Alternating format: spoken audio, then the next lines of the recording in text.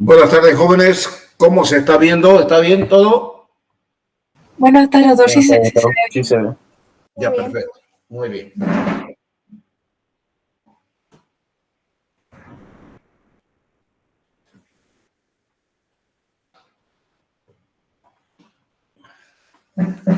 Bien, jóvenes, vamos a hablar hoy día de la interpretación del examen de orina.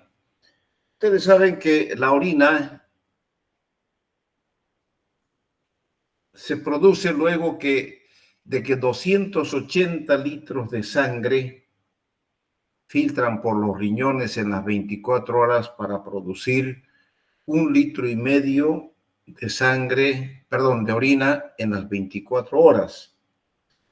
Entonces, cada eritrocito, imagínense, cada eritrocito trabaja arduamente las 24 horas del día para cargar en sus espaldas todas las sustancias tóxicas que recoge de toda la economía y retorna al glomérulo donde se filtra, deja toda esa suciedad que trae en su espalda y sale nuevamente el eritrocito limpio para seguir cumpliendo esa función y ayudando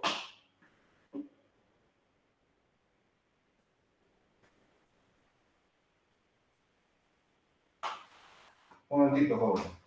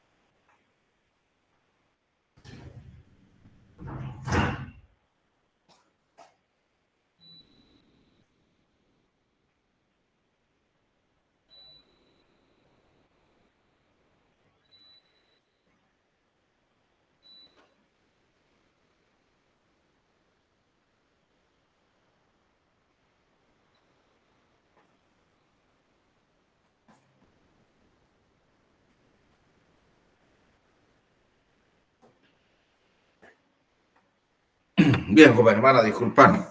Es que estaba poniendo un poquito de aire acondicionado. Ese fue el motivo.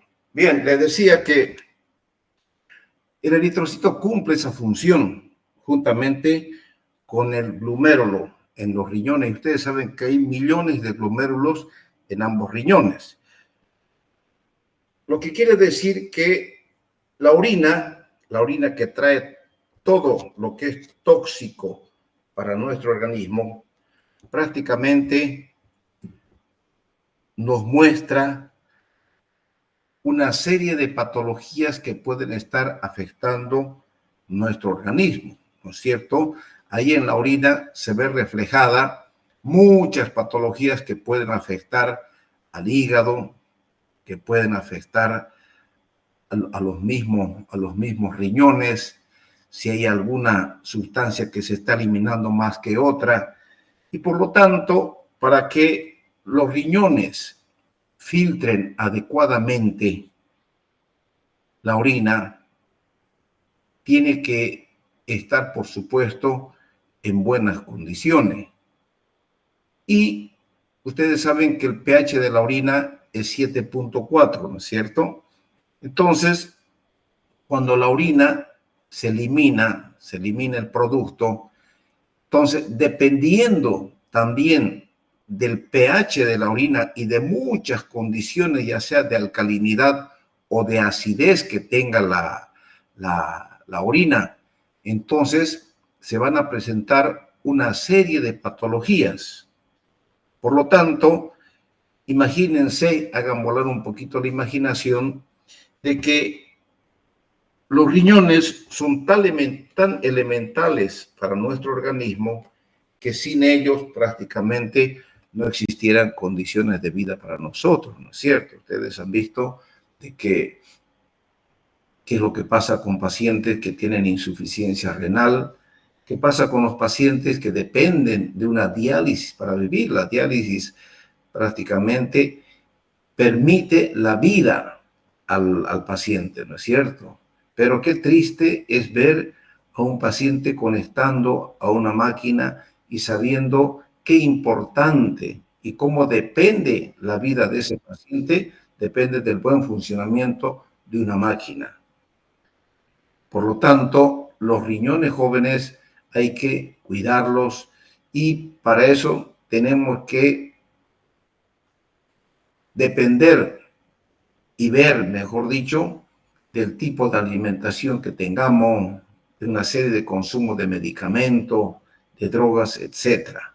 Entonces, ahora vamos a ver, dicho este preámbulo, vamos a ver qué es lo que pasa y qué es la orina. La orina es un ultrafiltrado del plasma, o sea, lo que les dije, de la sangre, a través del cual el riñón excreta todos los desechos tóxicos generados por el metabolismo, o sea, por el organismo. Fíjense, el componente más importante de la orina es el agua. El agua forma parte del 96%, pero también dentro de ese componente que es la orina, tenemos sustancias inorgánicas y tenemos sustancias orgánicas. La sustancia inorgánica, sodio, potasio, cloruro de sodio, potasio, ácido sulfúrico, fosfórico, amonio, magnesio, calcio, hierro y otras sustancias. Y las sustancias orgánicas, fíjense, está la urea, creatinina, el ácido úrico y los cuerpos cetónicos. Aquí dice, bueno, se elimina aproximadamente 1,5 litros de orina al día. El volumen urinario normal es de 1 a 2 mililitros por kilogramo peso por hora. Y el volumen urinario disminuido, o sea, cuando se disminuye, se llama oliguria. O sea, oliguria más o menos habla de aquí de 0,5 a 1 mililitro por kilogramo por hora, lo que representa más o menos unos 400 centímetros cúbicos de orina. Si ustedes orinarían 450 o 400 centímetros cúbicos de orina en las 24 horas, estarían entrando en oliguria. Y anuria cuando orinan menos de 100 centímetros cúbicos en las 24 horas, o bien 0,5 mililitros por kilogramo peso y por hora. ¿Cuál es la importancia clínica del examen de orina? La orina, el examen de orina nos muestra la información sobre el estado funcional del riñón. Nos ayuda a detectar la existencia de alteraciones de las vías urinarias y evidencia la existencia de problemas metabólicos de índole general, detectable por eliminación aumentada o disminuida, ya sea anormal o normal de metabolitos en la orina. Dentro de la estructura del examen de orina, hay consideraciones generales, examen químico y el examen microscópico, que comprende las consideraciones generales: el aspecto de la orina, el color de la orina, el olor, la densidad relativa y el pH de la misma. Y en el examen químico tenemos que considerar las proteínas, la glucosa, las cetonas, la bilirrubina, el urobilinógeno y los nitritos. Y dentro del examen microscópico, lo más importante que se debe considerar son la presencia de cilindros, cristales, eritrocitos y leucocitos. Todos estos aspectos, todo lo que estamos nombrando en este cuadro, prácticamente vamos a detallar a consideración. Dentro del examen general de orina, en el aspecto general tenemos el aspecto.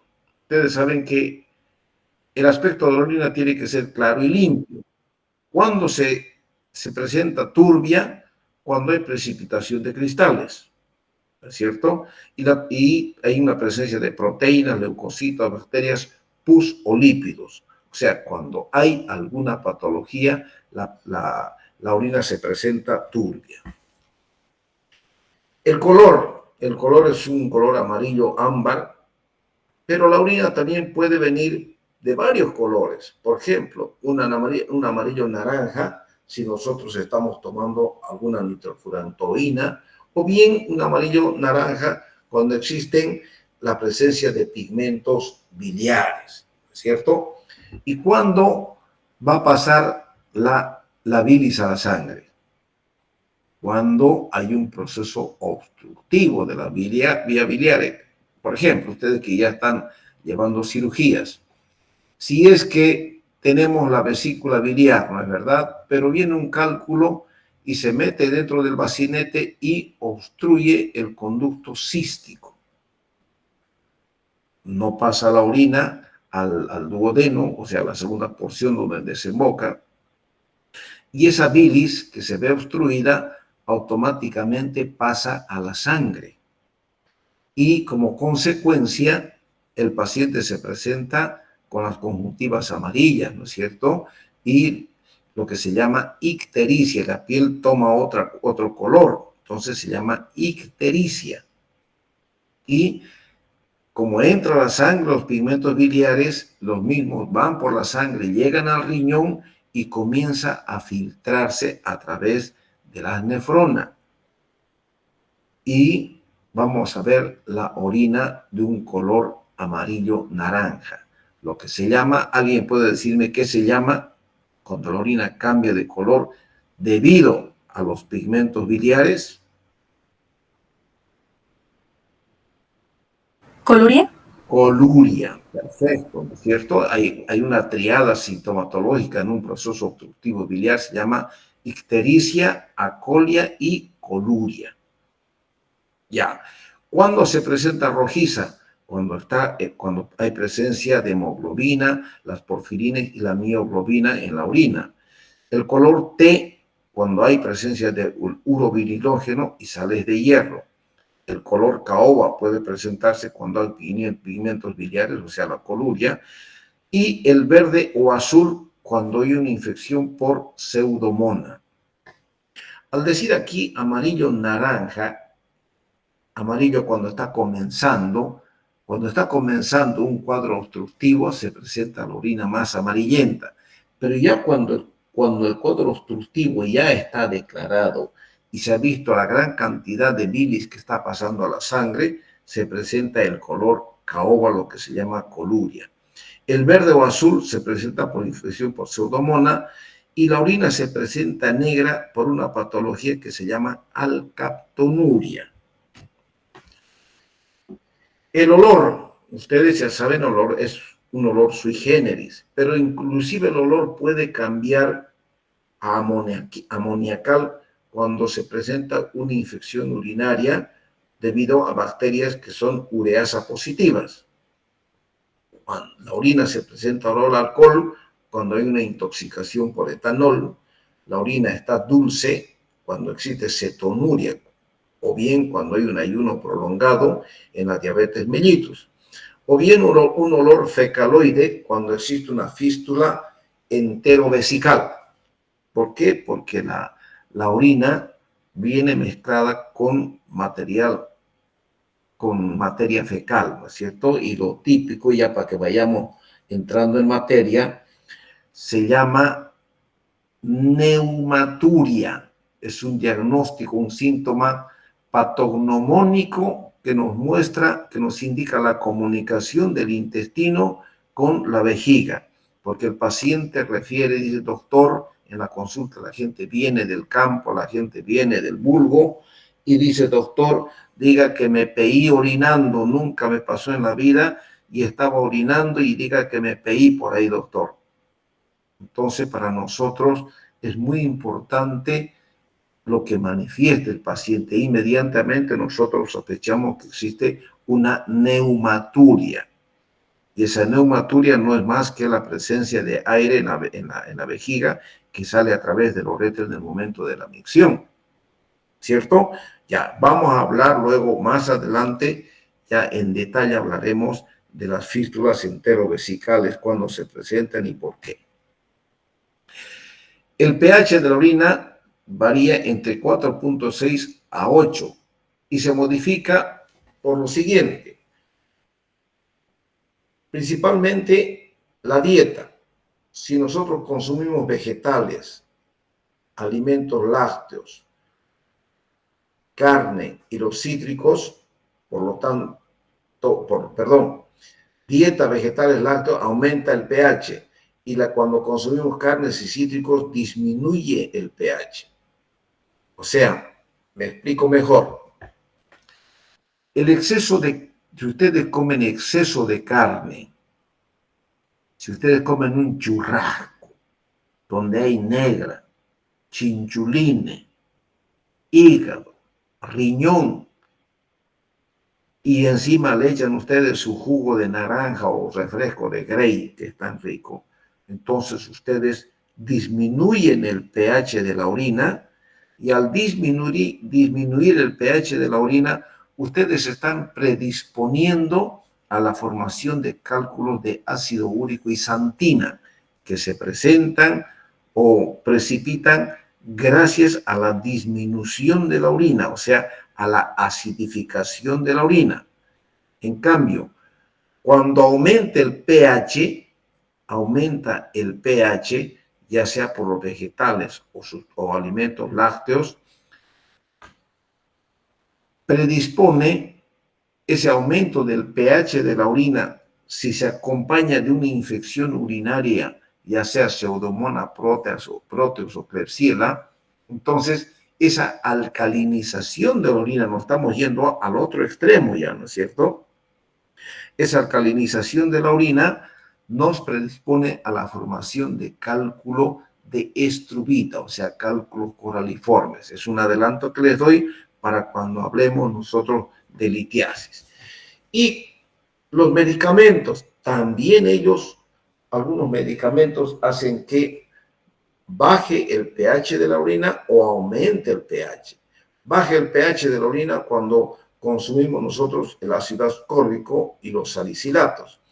Y el pH sube cuando nosotros consumimos ácidos o bicarbonato de sodio, las tiacidas y las infecciones del tracto urinario. La densidad de la orina es muy importante. Normalmente tiene que ser entre 1016 y 1022. ¿Por qué es importante? Porque ofrece una información sobre el estado de hidratación y la capacidad de concentración de los riñones.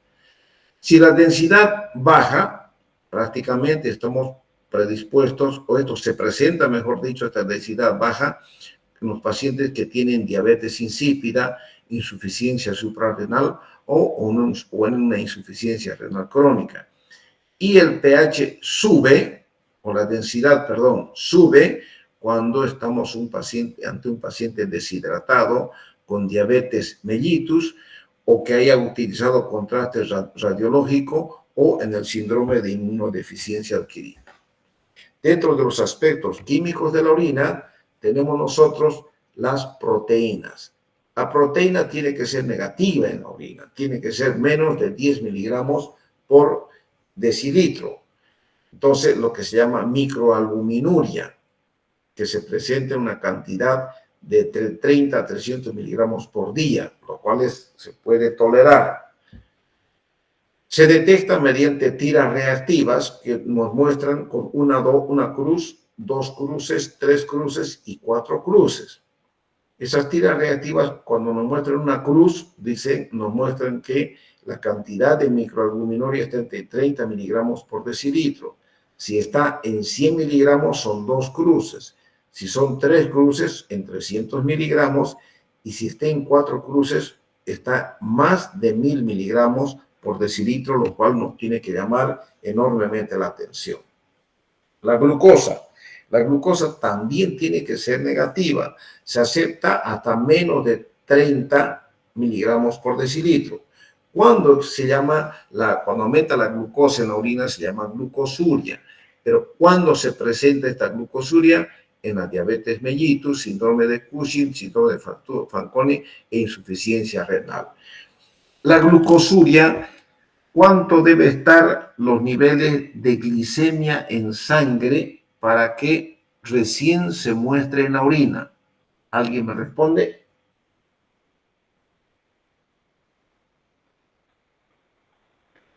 ¿Más de 180 miligramos por decilitro? Correcto, exactamente, así es. Y las cetonas, o sea, el ácido acético o acetona, tiene que ser negativa, tiene que presentarse menos de 5 miligramos por decilitro. La cetonuria presenta en la diabetes mellitus, es una descompensación metabólica en la orina, ¿no es cierto? Y la cetonuria de origen no diabético se presenta en el ayuno prolongado, cuando hay una hiperemesis gravídica, en enfermedades, infecciones y en el síndrome de Fanconi. Estos jóvenes ustedes tienen que leerlo en detalle. Seguimos con los aspectos químicos. El urobilinógeno también tiene que ser negativo. Se acepta menos de 1 miligramo por decilitro. Es un indicador temprano del daño del parénquima hepático. Y es positivo el urobilinógeno cuando estamos frente a enfermedad hepatocelular, cuando hay anemia hemolítica en el paciente. La bilirrubina también tiene que ser negativa. Es positiva la bilirrubina cuando hay una ictericia obstructiva, de esto acabamos de hablar, cuando hay un daño hepático o bien cuando hay un cáncer hepático o de conductos biliares. Los nitritos también tienen que ser negativos. Se producen cuando las bacterias reducen los nitratos urinarios a nitritos. Esto ocurre con las enterobacterias y las bacterias no reductoras como el enterococo, la pseudomonas, el acitonobacter y la cándida. La estearasa leucocitaria tiene que ser negativa. Nos ayuda a detectar leucocitos lisados o intactos, o bien junto con la prueba de nitrito y el examen microscópico, aumenta la sensibilidad y la especificidad para las infecciones de las vías urinarias. Eso nos ayuda, ¿no? O sea, la estearasa leucocitaria utiliza mucho en los laboratorios cuando hacen los urocultivos. El sedimento urinario. En el sedimento urinario es muy importante y es mucho más específico ver la presencia de cilindros. Los cilindros son estructuras longitudinales formadas en los túbulos renales debido a la precipitación de la mucoproteína de Tamm-Horsfall. ¿Qué es la proteína de Tamm-Horsfall? La proteína de la mucoproteína de Tamm-Horsfall es, a ver si para que es como una especie de pegamento, si me entiendes, así entre comillas, que se presenta en las vías urinarias inferiores de todos ustedes y de mí también, de todos nosotros, y que sirve como un pegamento para ciertas bacterias, o sea, que es un mecanismo natural de defensa de la vía urinaria, que si alguna bacteria quiere entrar, entonces la mucoproteína de Tam Horford se pega y es eliminada juntamente con la orina y evita de esta manera la presencia de las infecciones de vías urinarias del tracto inferior, jóvenes. Está bien entendido, ¿no es cierto? En el sedimento urinario tenemos también la presencia de cristales. Son elementos que se forman debido a la precipitación de diferentes componentes urinarios como consecuencia de su aumento en la orina. Esto, como ya les dije, estos cristales pueden aumentar cuando la orina está alcalina.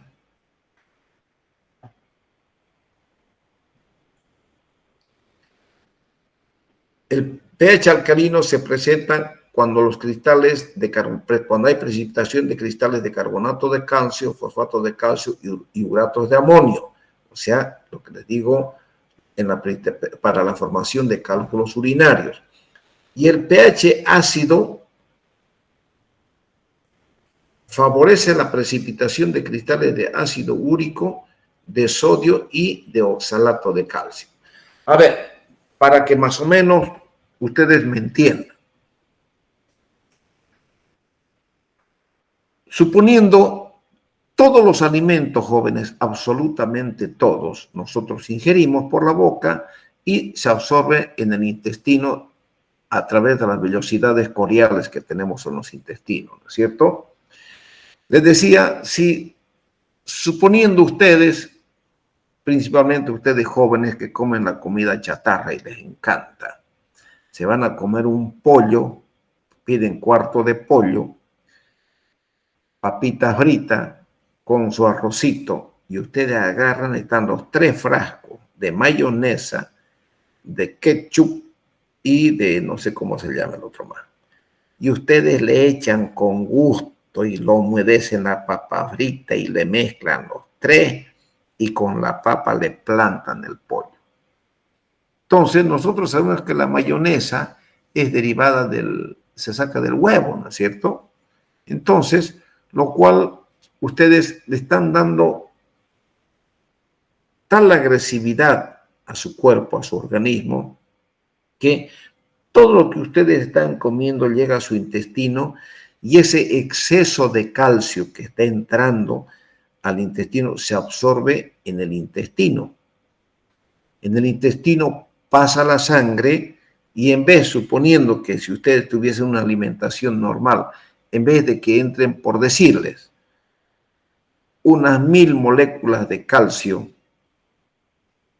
cuando ustedes comen estos tipos de alimentos, les está entrando 10.000, mucho más, a la sangre. Entonces, la sangre, el eritrocito se ve cargado de esta cantidad de calcio y todo el eritrocito lleva al riñón para que la nefrona, el eritrocito deje esa cuchuquera de esa excesiva cantidad de calcio, deje en la nefrona y en la nefrona se libera el calcio y pasa hasta la cápsula, hasta el cáliz, ya donde comienza la vía excretora, llega ya al infundíbulo en forma de orina y en vez de que se filtren 1000 moléculas de calcio, se están filtrando 10.000 moléculas de calcio. Entonces, yo calcio, ustedes calcio, encerrados en nuestra aula, estamos unos pegadingos a otros. Entonces, yo me uno a un calcio, ustedes se unen a otro calcio y el exceso de precipitación, el exceso de moléculas de calcio hace que precipiten en la orina, sedimenten y formen cálculos de oxalato de calcio. Más o menos imaginariamente les he hecho una demostración de lo que ocurre.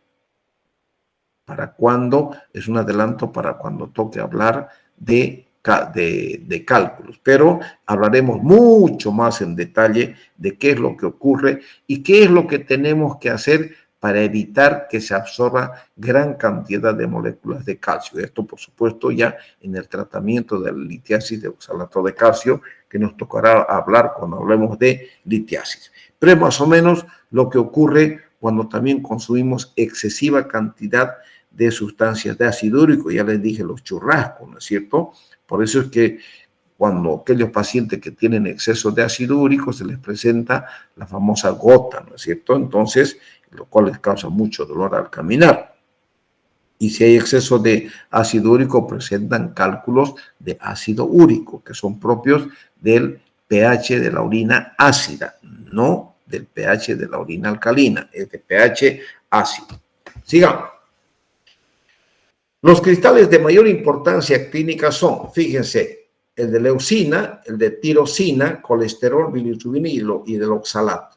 La leucina se presenta en hepatopatías graves, en enfermedad de orina y presenta un color a jarabe de arce. La tiroxina en la tirosinosis y las hepatopatías graves. El colesterol en la quiluria, en los procesos nefríticos y nefróticos. La bilirrubina en el sedimento, estamos hablando, se presenta cuando hay una hiperbilirrubinemia severa y los cristales de oxalato cuando hay una intoxicación por etilenglicol. El etilenglicol es un anestésico. Seguimos con el sedimento urinario. La presencia de las células. Tenemos células procedentes del tracto urinario. Tenemos células tubulares o renales, las células de transición y las células pavimentosas o escamosas. Las células tubulares o renales vienen del túbulo proximal, ya sea distal o colector, y las células de transición provienen del epitelio del tracto urinario desde la pelvis renal allá arriba hasta la porción superior de la uretra, o sea, en la vejiga, ¿no es cierto? Estamos hablando en la uretra prostática. Y las células pavimentosas o escamosas vienen desde la porción inferior de la uretra y la vagina. ¿Por qué es importante las células? Porque en la citología urinaria, que no es un examen común y corriente que se hace acá, y tampoco no es para cualquier laboratorista, tiene que ser un citólogo especializado, prácticamente la orina del paciente es centrifugada, y como es centrifugada, el sedimento se va hacia el fondo, y eso prácticamente observan los citólogos, y nos ayuda a los urólogos a detectar células cancerosas, ya sea desde el riñón, del ureter o de la vejiga. Para eso nos sirve la citología urinaria, pero reitero que esto no es cualquier laboratorista que hace, tiene que ser un profesional especializado. Las células procedentes de la sangre, los leucocitos, ustedes saben que normalmente se presenta entre 0 a 4 leucocitos por campo. Y hoy en día ya se habla en el sexo masculino, está entre 0 a 6 por campo, o 0 a 7 por campo, y en las mujercitas se acepta desde 0 hasta 8 por campo. Entonces, las infecciones urinarias se combina con la prueba del nitrito o con la estearasa leucocitaria. Les decía, esto utiliza mucho en los laboratorios cuando uno pide examen de orina para detectar la infección y en los casos para los urocultivos. La piuria estéril se presenta en la tuberculosis, en la uretritis, en la balanitis, cuando hay tumores de vejiga o cuando el paciente usa y abusa de corticosteroides. Los eritrocitos, cuando la orina sale por la orina cuando el eritrocito sale por la orina se llama hematuria.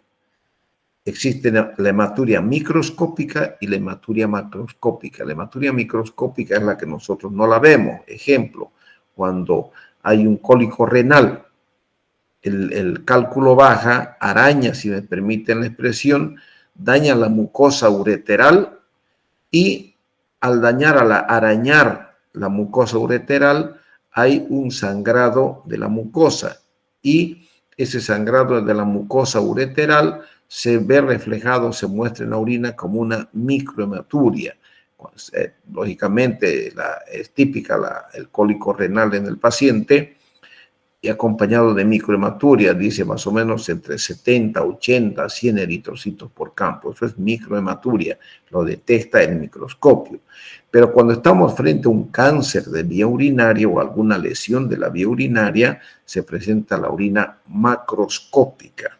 Se dice que si alguien tuviese un cáncer de vía urinaria, vale decir un tumor de riñón o un tumor de vía excretora, de pelvis o de ureter, el paciente va a orinar y sin ningún tipo de dolor orina sangre rutilante, sangre viva, y el paciente se asusta porque no se acompaña de dolor.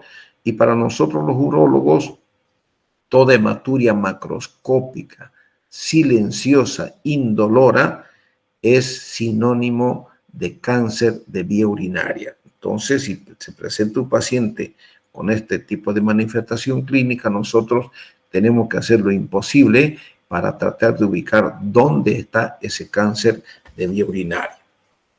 ¿Ya? Entonces, la hematuria se presenta cuando hay un daño renal o glomerular. Normalmente, les decía que el eritrocito, que trae toda la cuchucuera de la economía, va a la nefrona y se lava, deja todo lo sucio ahí que se convierte en orina, y el eritrocito limpiecino otra vez va a cumplir toda su función en la economía. El eritrocito nunca debe salir por la nefrona, no debe salir. Si el eritrocito sale por la nefrona, se presenta una hematuria. Y aquí vamos a ver una cosa, jóvenes, que es muy importante. Aquí tenemos una hematuria de daño renal o glomerular y aquí tenemos una hematuria de origen urológico, donde el eritrocito es normal, donde se presentan tumores, cálculos o infecciones. ¿Qué quiere decir esto? Ustedes saben que en la nefrona está el asa contornado proximal, asa contornado distal, la cápsula de Bowman, en fin. El eritrocito, si atraviesa la nefrona, pierde su forma anatómica normal. La forma normal del eritrocito es forma numular, o sea, de bicóncava, o bien de boina vasca, ¿no es cierto? Ese, yo me acuerdo de fisiología, así nos definimos el eritrocito. Si este eritrocito atraviesa la nefrona, va a salir el eritrocito en la orina, pero alterada su forma, ya no va a salir de esa forma normal, lo que se llama dismorfismo eritrocitario en orina. O sea, cuando yo tengo un paciente, uno de ustedes jovencitos, ustedes están llenos de vida, y yo veo uno de ustedes que está pálido, que somnoliento, asténico, no tiene ganas de estudiar, para flojo y anémico más, entonces yo ya debo sospechar alguna patología importante en este joven. Si le pido un examen de orina y veo hematuria, yo pido al laboratorio, pido dismorfismo eritrocitario en orina. Y si me muestra en la prueba de dismorfismo eritrocitario completamente alterados los eritrocitos en la orina, yo pienso que ya es una glomerulopatía, un problema patológico del parénquima renal que debe ser tratado por el nefrólogo. Si hay un cólico renal, hay un tumor de vía excretora, se presenta la hematuria y el eritrocito de origen urológico, o sea, desde el cáliz renal hasta la punta de la uretra, la vía urinaria está cubierta por fibra lisa, tiene mucosa y submucosa. Entonces, si el eritrocito, por un cálculo, raspa al bajar por el eritrocito, se raspa, se araña, si me permiten la expresión, entonces va a haber un microsangrado con la presencia de eritrocitos normales, de forma completamente normal. Entonces, ahí yo ya me doy cuenta de qué origen, de dónde está viniendo el eritrocito, ¿no es cierto? Lógicamente, las manifestaciones clínicas son muy importantes cuando es alguna glomerulopatía o cuando es algún problema de tipo urológico. Eso ya iremos viéndolo más adelante. El sedimento urinario se llama hematuria. Fíjense, acá están los riñones, aquí está el cáliz, aquí está el infundíbulo, esta es la pelvis, aquí está el uréter, aquí está la aorta y aquí está la cava, ¿no es cierto? Aquí está la vejiga. El eritrocito llega al infundíbulo, a la pelvis y baja por el eritrocito hasta la vejiga. Hasta aquí nosotros vemos y sale por la uretra hasta afuera. Entonces el eritrocito no va a perder su forma normal. Si es alguna alteración del parénquima renal, alguna nefropatía, el eritrocito altera su forma, viene, se mezcla con la orina, sale por la orina, llega a la vejiga y prácticamente sale por uretra juntamente con la orina, completamente alterada su forma. Es de origen glomerular. ¿De acuerdo? Sigamos. Las bacterias son negativas, debe ser negativa. Existe una bacteriuria asintomática cuando existe más o menos 5 eritrocitos por campo y refleja más o menos 100.000 unidades en la orina. Las leucociturias abacterianas se presentan cuando hay clamidia, trachomatis, en la gonorrea, en el micoplasma, en la tuberculosis y en la fase curativa de las infecciones de las vías urinarias. La bacteriuria sintomática, esto de 100.000 colonias o 100.000 unidades, van a ver ustedes cuando informan del urocultivo, ¿no es cierto? Normalmente, si ustedes les informan 50.000 colonias, quiere decir que hay una contaminación de la orina y que el cultivo no está bien hecho o bien la orina está contaminada. Pero si informan 100.000 colonias, ya se las debe tomar en cuenta como una infección urinaria y la gracia de este urocultivo es que nos va a mostrar, nos identifica la bacteria y qué tipo de antibiótico me va a servir a mí para destruir esa bacteria. Bueno, eso es la primera parte, jóvenes, en todo lo referente al examen de orina. Ahora vamos a entrar en los exámenes especializados que se utilizan en urología. Es bueno que ustedes sepan qué es la fosfatasa ácida. Para el urólogo, como un preámbulo, les digo que cuando yo todavía estaba haciendo la especialidad en San Pablo, yo me aferraba a la fosfatasa ácida y a la fracción prostática para el diagnóstico del cáncer de próstata. Hoy en día ya no se utiliza más la fosfatasa ácida, ni tampoco se utiliza más la fracción prostática. ¿Por qué? Porque ya se descubrió y ya tenemos a mano el famoso PSA, el antígeno prostático específico, que viene en un valor de 0 a 4 nanogramos por mililitro, lo cual nos indica si aumenta desmesuradamente, nos mostrará o nos sugerirá la presencia de un cáncer prostático, ¿no es cierto? Pero esto es importante que ustedes también sepan, que la fosfatasa ácida normalmente, ácida prostática, solo se presenta en cantidades pequeñas en la sangre, pero puede encontrarse en niveles más altos en algunos pacientes con cáncer de próstata, sobre todo si el cáncer se ha extendido más allá de esta. ¿Por qué les hablo de la fosfatasa ácida donde ya existe el PSA? Porque en algunos laboratorios en provincia, jóvenes, cuando ustedes estén en provincia, a veces informan el PSA positivo o negativo y eso no nos sirve absolutamente de nada. Pero sí en el laboratorio pueden pedirle ustedes fosfatasa ácida y fracción prostática. Los laboratoristas saben hacer esta prueba, que no es onerosa ni tampoco es cara como hacer un PSA. Sin embargo, los niveles de fosfatasa ácida prostático en la sangre también pueden elevarse en pacientes que tienen ciertas enfermedades benignas de la próstata o cuyo cáncer está en la fase temprana. Para eso nos sirve la fosfatasa ácida.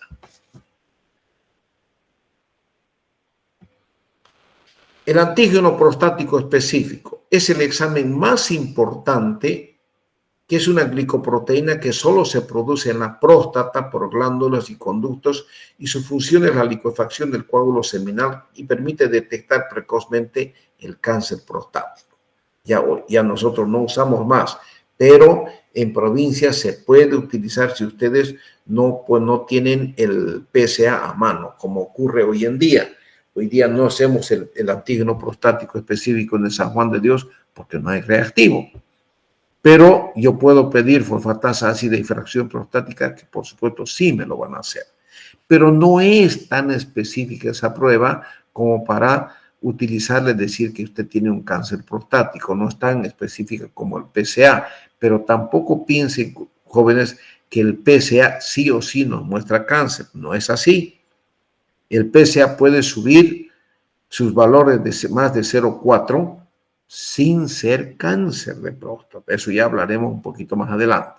Es importante saber que 1 gramo de adenoma de prostático, esto tomen en cuenta, 1 gramo de adenoma es un tumor benigno, produce 0 a 3 nanogramos por mililitro de antígeno, mientras que 1 gramo de cáncer de próstata, fíjense, cáncer de próstata, produce 3 nanogramos por mililitro de antígeno, lo que quiere decir que a medida que el cáncer va aumentando, el PSA, por supuesto, da grandes trancos y se hace manifiesto en el examen de sangre, o sea, en el antígeno prostático específico, ¿no es cierto?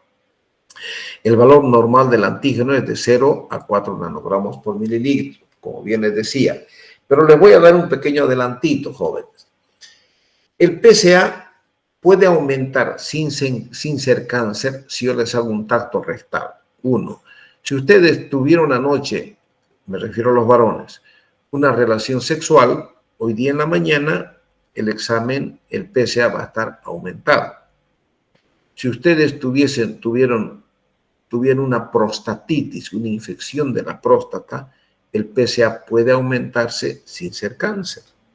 Si usted es viejo, el hombre viejo de unos 70 años, tiene una próstata grande, entonces puede aumentar el PSA sin ser cáncer. Si ustedes tienen una carrera ciclística y se sientan en esas bicicletas con su monturinga que duele, ¿no es cierto?, y molesta, y comienzan a mandar de aquí a Cotoca, entonces yo les pido mañana una prueba de PSA, su PSA va a estar aumentado sin ser cáncer. Para que vean, les he nombrado varias patologías, varias causas en las cuales el PSA puede estar aumentado sin ser cáncer, pero también el PSA aumenta cuando tenemos un cáncer prostático.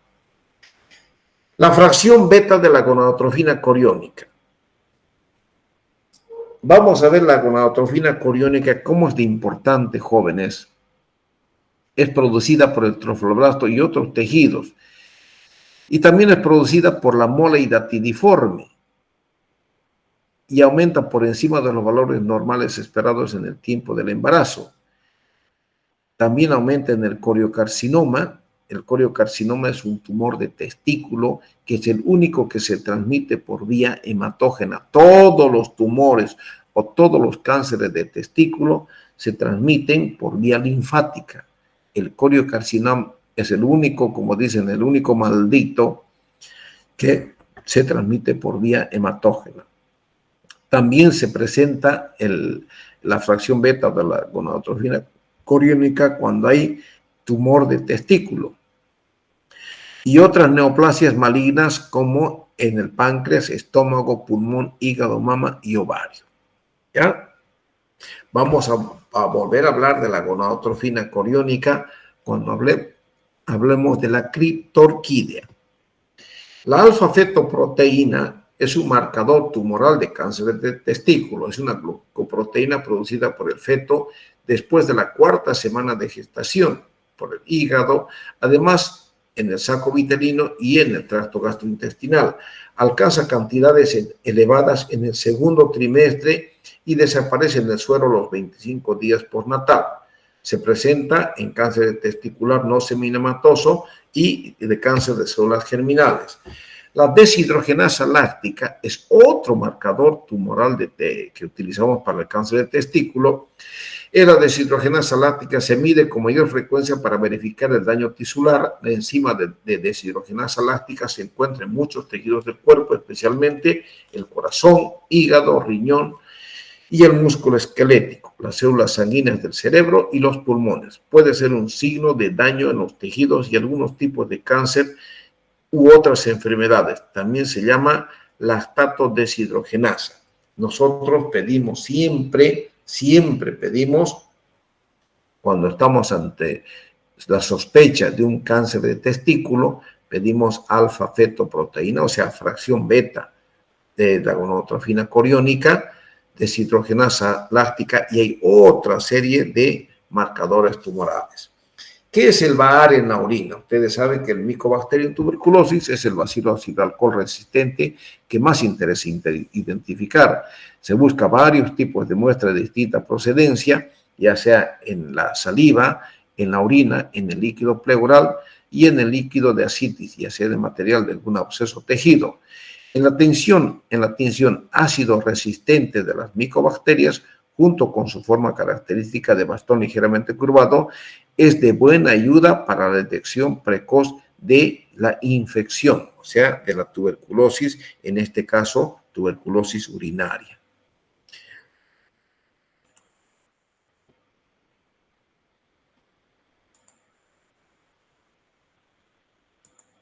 Y ahora vamos a hablar, todos estos pequeños 3 temas hacen uno solo.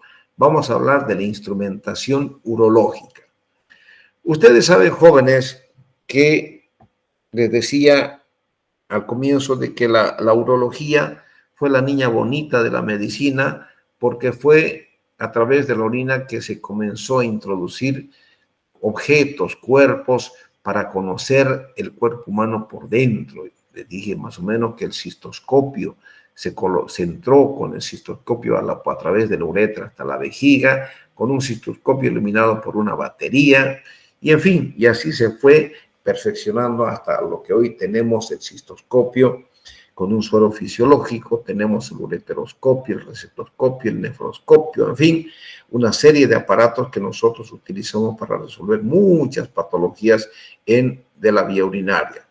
Y de acuerdo a su uso, todos estos instrumentos se clasifican en instrumentos diagnósticos o instrumentos terapéuticos. Y según su constitución se clasifican en blandos cuando son de goma, semirrígidos cuando son de plástico y los rígidos cuando son metálicos. Aquí vamos a ver cuáles son las funciones de estos instrumentos urológicos. Tenemos una función evacuadora, ejemplo, la sonda Foley o sonda de Nélaton, ¿no es cierto? Por la sonda de Nélaton yo puedo llegar a la vejiga y evacuar la orina, pero también la sonda Foley me sirve para evacuar la orina. Una función instiladora, a través de la sonda Foley, introduzco la sonda Foley y a través de la sonda Foley yo introduzco sustancias químicas, por decirte, cuando tenemos tuberculosis urinaria, introduzco la BCG o introduzco sustancias quimioterapéuticas cuando tengo un cáncer de vejiga, o sea, una función instiladora.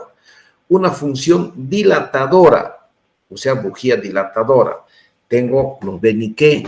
El Beniqué es un dilatador metálico que yo introduzco en la uretra para dilatar la uretra. O sea, es una función dilatadora. Estamos hablando de todos los instrumentos urológicos, ¿cierto? Una función exploradora. Tenemos el explorador de bola.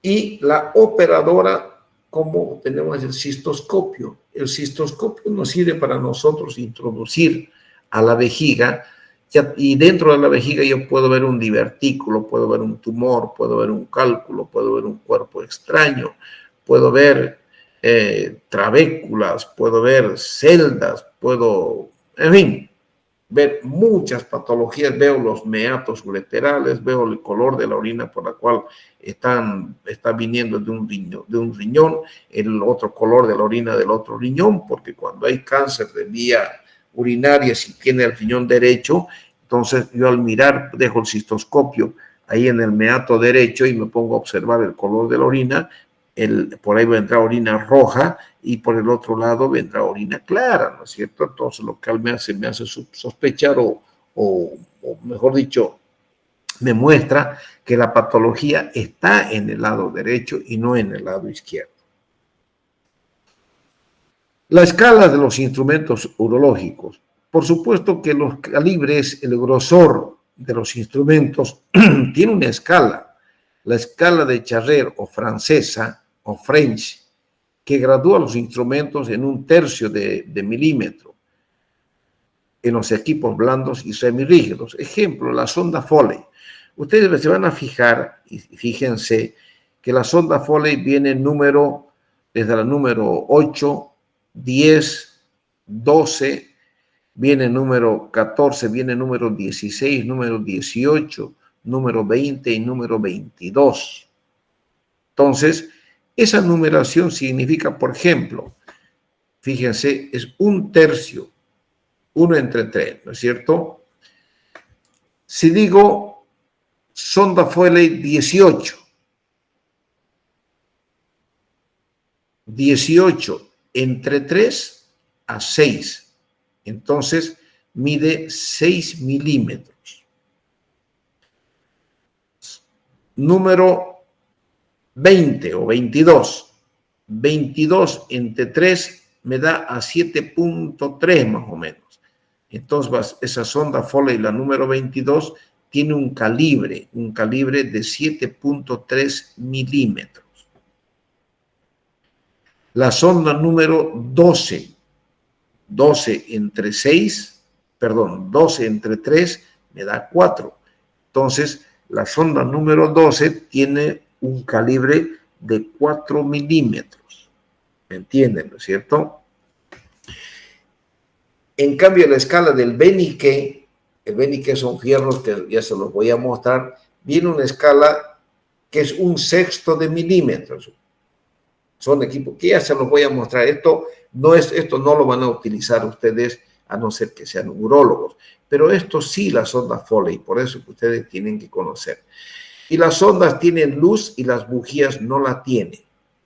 O sea, el Benique no tiene luz, aunque ahí los Beniques más modernos están viniendo con una luz, con un orificio que corre a través, ¿para qué? Para que nos muestre cuando tenemos una obstrucción uretral, metemos nosotros un Benique de acuerdo a su graduación, o de un delgadito, por ejemplo, puede ser un número 6 o un número 8.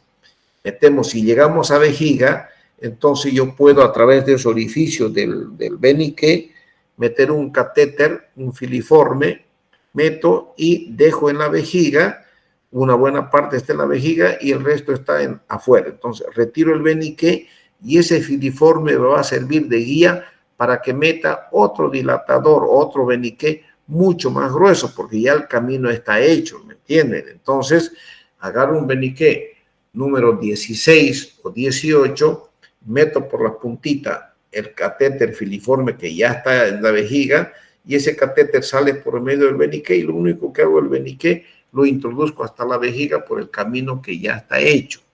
Ahorita vamos a ver, se los voy a demostrar con otro tipo de dilatadores, otras sondas que tenemos. Las cualidades de la sustancia para la instrumentación. O sea, nosotros utilizamos mucho la lidocaína en jalea. Antes, jóvenes, utilizábamos bastante, ¿cómo se llama? Pues es un derivado de la parafina. Entonces, utilizábamos porque no había silocaína. La vaselina líquida. Utilizamos mucha vaselina líquida pero desde que se utilizó la silocaína prácticamente ya no se utiliza más este líquido derivado de la parafina. ¿Por qué? Porque la lidocaína, la silocaína, aparte, primero, es anestésica, no le duele al paciente, lubrica todo el conducto de la uretra, es hidrosoluble y además es estéril. Entonces, toda sustancia para lubricar la instrumentación urológica, los instrumentos urológicos, debe reunir estas condiciones. Debe ser anestésica, lubricante, hidrosoluble y debe ser estéril. ¿Cómo esterilizamos estos instrumentos urológicos? Principalmente los metálicos. Hay que hacer un lavado mecánico con agua y detergente. Se puede meter en autoclave o en ebullición. Por supuesto, un cistoscopio no voy a meter en ebullición, no estoy loco para hacer eso, ¿no es cierto? Pero algunos instrumentos sí se puede meter por ejemplo, lo de Niké. Si no hay, pongo en agua hervida o en fin, y pues eso me esteriliza.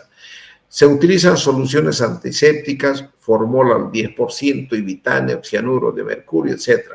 Esto, el famoso Sidex, nosotros, aunque algunos dicen que ya poco se está utilizando, no se debe utilizar, pero hemos utilizado muchos años el cistoscopio, el resectoscopio antes de cada cirugía, lo introducíamos en Sidex una media hora antes y prácticamente teníamos el instrumento estéril, lo lavábamos con suero fisiológico estéril e introducíamos en el cuerpo sin ningún tipo de problema.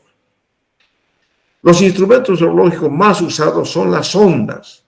La sonda de Nelaton, sonda coadada o paraprostático, sonda de Tiemann, ahorita van a ver, sonda Foley de 2 y 3 vías, sonda Phillips, bujías dilatadoras, explorador de bola, los cistoscopios, los panendoscopios, resectoscopios, el litrotitón y el ureteroscopio. Las sondas acodadas o de Nelaton. Fíjense, estas son la sonda coadada, aquí tienen su orificio que lubrico la uretra con silocaína y esto meto y cuando llego a vejiga la orina comienza a salir por este orificio para evacuar. Este es otro tipo de sonda y estas sondas son semirrígidas, son plásticas, todas tienen un orificio, fíjense, tienen un orificio para evacuar orina. Esto tiene una punta un poquito más flexible para que no dañe la uretra, pero todo se coloca, se lubrica, se introduce con ustedes colocan silocaína en una jeringa de 10 centímetros cúbicos y esa jeringa, ese contenido de la jeringa de 10, ustedes la puntita ponen en el meato de la uretra en el hombre e introducen todo su contenido en la uretra. Ustedes dicen, señor, va a orinar en sentido contrario, es como si estuviese orinando para adentro, no causa ningún dolor, pero sí una sensación un poquito diferente a la que usted ya conoce al orinar. Y le inyectan todo ese contenido a través de la uretra, entra y prácticamente esperan un rato más y hasta que la uretra ya está lubricada, ya está con anestesia y ustedes introducen todos estos instrumentos fácilmente sin ningún problema.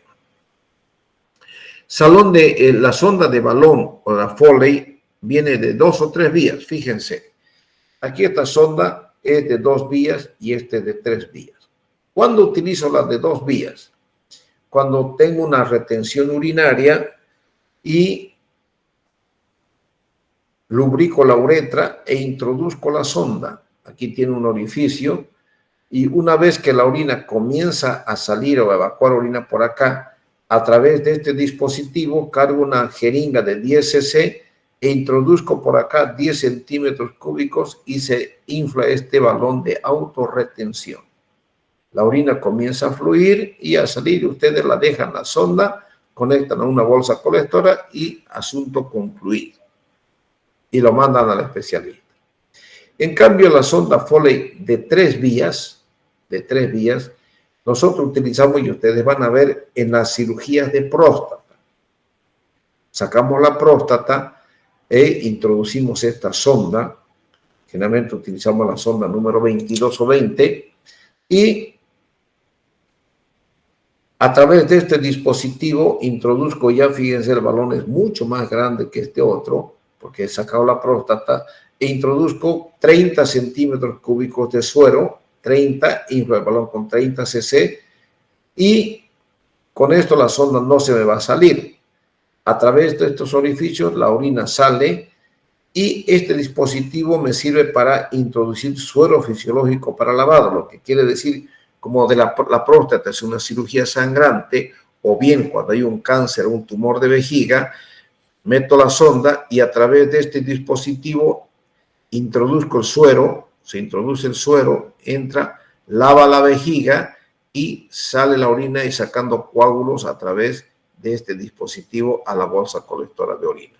La misma función, estas son sondas ya mucho más finas, son mucho más finas, de mejor calidad, porque estas sondas ustedes pueden dejar entre 2 o 3 semanas en la uretra. Máximo, no se puede dejar más.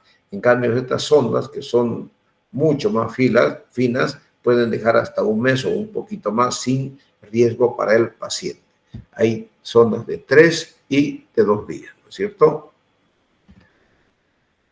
Las sondas Philips, eso es de uso exclusivo del urólogo. ¿Qué es la sonda Philips? Fíjense, nosotros vulgarmente llamamos esta es la hembra y este es el macho. Esta hembra es bastante flexible, delgada y tiene aquí un tornillito. Y este tiene un perno, ¿no es cierto? Un tornillo acá, donde este perno introduce y ustedes atornillan, giran esto para que esto entre y se introduzca acá y quede bastante fijo. Entonces, cuando nosotros estamos frente a un paciente con estenosis de uretra, entonces esto prácticamente busca su camino y se va y se entra previa lubricación con silocaína, entra hasta la vejiga y prácticamente yo tengo solamente este pedacín afuera, en el pene, afuera de la uretra. Entonces, yo agarro, esto es cerrado, no es hueco, no tiene orificio, solamente tiene esta parte donde tiene una rosca. Entonces, esto enrosco aquí en esta rosca, uno este dispositivo a este, y como ya tiene el camino a vejiga, introduzco a través de la uretra y todo esto se enrosca dentro de la vejiga. Introduzco esto y a través de este orificio me sale orina que sé que está en la vejiga. Entonces, yo puedo ir regulando. Los machos tenemos de diferente calibre, desde un 8, 10, 14, 16, 20 y 22. Entonces, yo voy sacando voy cambiando esto y de a poco voy metiendo. Esto no saco ya de la vejiga, sino que solamente cambio esto. Y meto todo esto hasta la uretra, hasta la vejiga, dejo unos 15 minutos, ya la uretra dilatada, vuelvo a sacar solamente esta partecina nada más y saco esto, desentornillo, pongo otra más gruesa, atornillo, lubrico otra vez la uretra y otra vez, y así paulatinamente voy dilatando la uretra.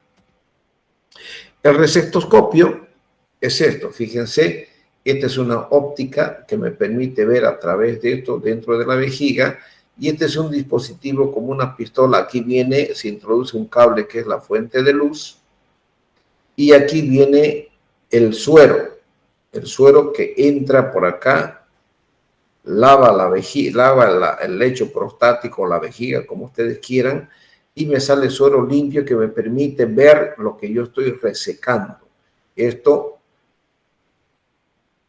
lo empujo para acá y acá me sale un alambrito con el cual está conectado a la corriente eléctrica, a un bisturí, a un pedal. Entonces yo aprieto el corte y esto sale para acá y voy haciendo pequeños cortes de la glándula prostática. Voy resecando, ya sea un cáncer de vejiga o voy resecando una glándula prostática. Esa es la cirugía endoscópica.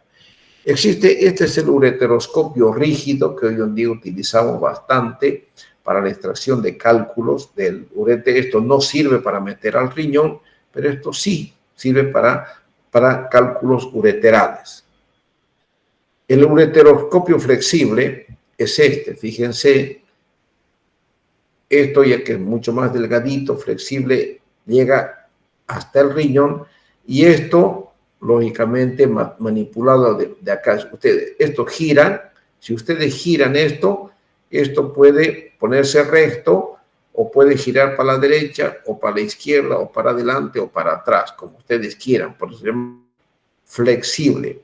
¿Por qué? Porque algún cálculo puede entrarse en uno de los cálices renales. Entonces, ustedes con el flexible van modificando esto como una linternita, van buscando y buscando hasta que pillan al cálculo y ustedes lo destruyen, porque a través de esto tiene un hueco. Introducen ustedes un catéter de láser. El láser es un dispositivo, un alambrito que entra y sale por acá, y con esto ustedes con el láser van destruyendo o quemando un tumor o destruyendo un cálculo. Esto llega hasta dentro del riñón, hasta todos los cálices, pueden ver todos los cálices por dentro del riñón. Esto prácticamente es un aparato que ha revolucionado la cirugía urológica. Hoy en día prácticamente los cálculos renales ya se hacen menos cirugías abiertas. ¿Por qué?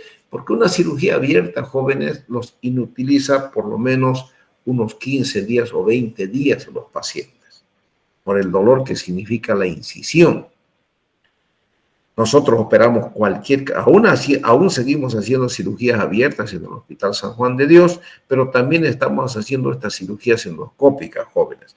Lamentablemente, nosotros no tenemos todos estos aparatos en el hospital, no nos da el hospital, pero sí nosotros, el paciente si quiere alquila los aparatos, paga los aparatos y nosotros le hacemos cirugías endoscópicas a los pacientes que tienen condiciones y lógicamente el médico no cobra ni un solo centavo porque la parte económica se entiende entre la familia del paciente con el que alquila todos estos aparatos.